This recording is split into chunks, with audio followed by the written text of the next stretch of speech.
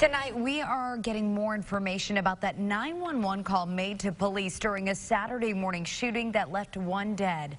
46-year-old Corey Alexander was arrested for shooting and killing her father and injuring her mother.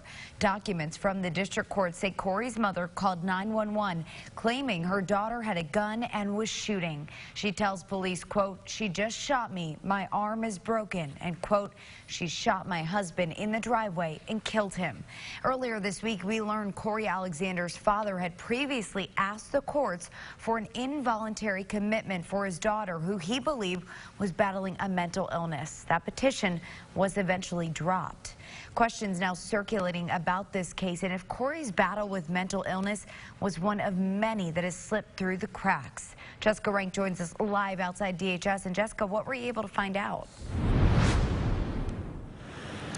Yeah, Laura, well, Arkansas recently ranked 44 out of 50 states for its mental health resources. So that puts our state kind of at the bottom of the list there. So I went to DHS today to get their reaction on that recent ranking. And here's what they had to say. I spoke to a woman who is a professional with adult and behavioral services. She tells me right now the state doesn't have enough information to determine if they do or don't have enough resources to meet the demand of people needing help for a mental illness here in Arkansas.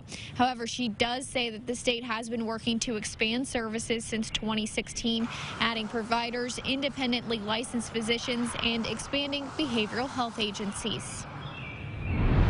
I think we're continuing to look at that landscape and see where we are in terms of transformation, what strides we've made to gain services for individuals who are seriously mentally ill, children that are seriously emotionally disturbed, and what we still need to do.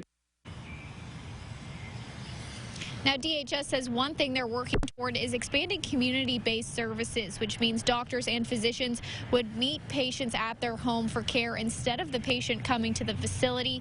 DHS says they believe they can help more people in that way. Now, we did get a lot of questions specifically about the Corey Alexander case. Like you said earlier, that petition was eventually dismissed because she was seeking care herself.